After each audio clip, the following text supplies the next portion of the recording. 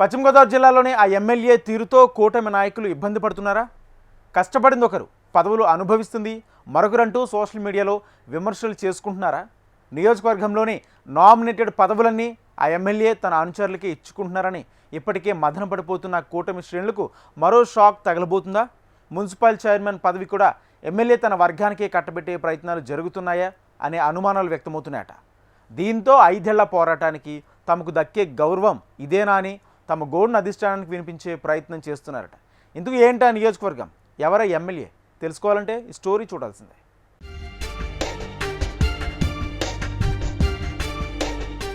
పశ్చిమ గోదావరి జిల్లా భీమవరంలో ఎమ్మెల్యే పులవర్తి రామాంజనేయులు వ్యవహార శైలి స్వపక్షంలోనే విపక్షంలా ఉందనే విమర్శలు వినిపిస్తున్నాయి.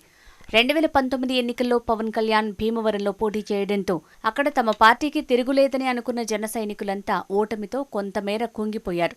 5 ఏళ్లు తిరిగేసరికి మళ్లీ 2024 ఎన్నికల్లో టీడీపీ బీజేపీతో కలిసి జనసేన అధికారంలోకి వచ్చినప్పటికీ భీమవరం నియోజకవర్గంలో మాత్రం జనసేన నాయకులకు ఇబ్బందులు తప్పడం లేదట. పోనీ టీడీపీ నాయకులైనా నియోజకవర్గంలో జోష్ మీదున్నారా అంటే అదీ లేదనే సమాధానాలు వినిపిస్తున్నాయి. రాష్ట్రంలో కూటమి అధికారంలో ఉన్న భీమవరం నియోజకవర్గంలో మాత్రం టీడీపీ జనసేన 2 పార్టీల్లోని కార్యకర్తలు ఎవరూ సంతృప్తికరంగా లేరు. దీనికి కారణం స్థానిక ఎమ్మెల్యే వ్యవహార శైలి వల్లనే 2 పార్టీలకు ఇబ్బందులు తప్పడం లేదని ఇరు పార్టీల నేతలు బాహాటంగానే చెప్తున్నారు. మొన్నటి వరకు ఇబ్బందులు ఎదుర్కొన్నా బయటికి చెప్పలేని తెలుగు తమ్ముళ్లు జన సైనికులు తాజాగా సోషల్ మీడియా వేదికగా ఎమ్మెల్యేపై తమ అసహనాన్ని వ్యక్తం చేస్తున్నారు. రాష్ట్రంలో కూటమి ప్రభుత్వం అధికారంలో ఉన్న భీమవరంలో మాత్రం ఆ పార్టీలకు చెందిన నాయకులకు ఫలాలు అందటం లేదని ఆవేదన వ్యక్తం చేస్తున్నారు. 5 ఏళ్లు అనేక ఇబ్బందులు పడి అధికారంలోకి వచ్చాక తమ సమస్యలు తీరుతాయని 1000 కళ్లతో ఎదురుచూసిన ఇరు పార్టీల నాయకులకు భంగపాటు ఎదురైందట. పార్టీ కోసం మొదటి నుంచి కష్టపడిన వారిని పక్కనబెట్టి మధ్యలో పార్టీలో చేరిన వారికి ఎమ్మెల్యే పులవర్తి రామాంజనేయులు అధిక ప్రాధాన్యత ఇవ్వడంతో తీవ్ర ఆగ్రహం వ్యక్తం చేస్తున్నారు. భీమవరంలో జనసేన పార్టీకి చెందిన వ్యక్తి ఎమ్మెల్యేగా ఉన్నప్పటికీ అటు జనసేనకు ఇటు టీడీపీకి ఎలాంటి లాభం లేదని బాహాటంగానే చెప్తున్నారు ఆ పార్టీల శ్రేణులు.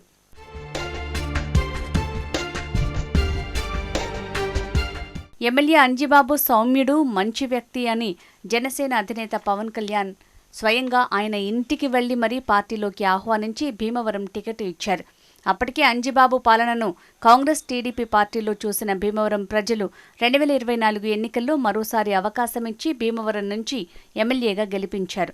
గెలిచిన తర్వాత అంజిబాబు మార్క్ పాలనకు భీమవరం ప్రజలు మరోసారి పట్టం కట్టారని అభిమానులు చెప్పుకుంటున్నప్పటికీ ఎమ్మెల్యేపై టీడీపీతో పాటు సొంత పార్టీకి చెందిన నాయకులు అసహనం వ్యక్తం చేస్తున్నారు. అంజిబాబును అధికారంలోకి తీసుకురావడానికి శాయశక్తులా తాము కష్టపడితే ఫలాలు అనుభవిస్తున్నది మాత్రం కేవలం అంజిబాబు వర్గమేనని తీవ్రంగా మండిపడుతున్నారట.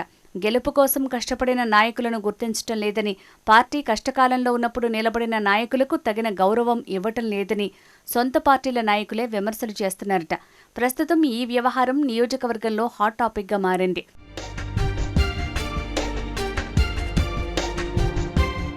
ఇటీవల భీమవరం మార్కెటింగ్ కమిటీ చైర్మన్ పదవిని నియోజకవర్గంలోని జనసేన నాయకులు ఆశిస్తే అది తెలుగుదేశం పార్టీ ఖాతాలోకి వెళ్లిపోయింది. అప్పటి నుంచి నియోజకవర్గంలోని జనసేన నాయకులు తీవ్ర ఆగ్రహానికి గురయ్యారట.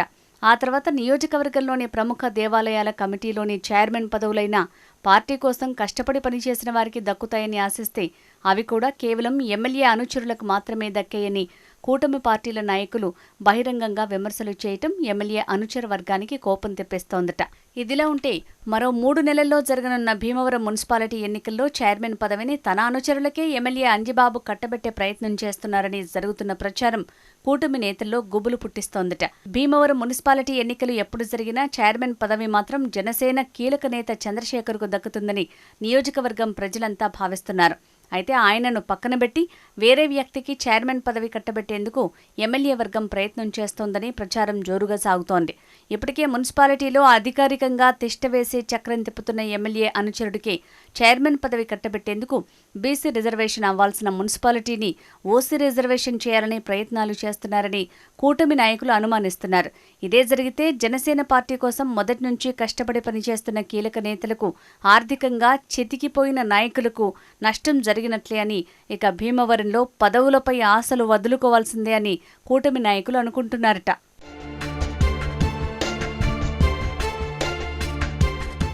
ఇలా జనసేన క్యాడర్ తమకు ఎదురవుతున్న సమస్యలను నియోజకవర్గంలో ఇన్ఛార్జీల దృష్టికి తీసుకువెళ్తే తమకే దిక్కులేదు, ఇంకా మీకేమిస్తామని నిస్సహాయత వ్యక్తం చేస్తున్నారట.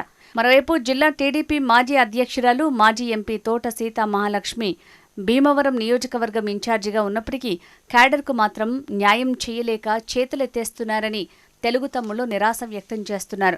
నియోజకవర్గంలో సీనియర్ నాయకులు మొదటి నుంచి పార్టీలో ఉన్నప్పటికీ మధ్యలో వచ్చిన వారికి మాత్రమే న్యాయం జరుగుతుందని రెండు పార్టీల క్యాడర్ అసహనం వ్యక్తం చేస్తోంది. అయితే కొవ్వూరులో నామినేటెడ్ పోస్టుల వ్యవహారంలో జనసేన నాయకులు నిరసనకు దిగడంతో పార్టీ అధిష్టానం నియోజకవర్గం ఇన్ఛార్జ్ టీవీ రామారావుపై వేటు వేసింది. ప్రస్తుతం భీమవరంలో నామినేటెడ్ పోస్టుల వ్యవహారంలో జనసేన నాయకులు అసహనం వ్యక్తం చేస్తుండటంతో అధినాయకత్వం ఏ విధంగా స్పందిస్తుందో అని భయం కొందరిలో ఉంది.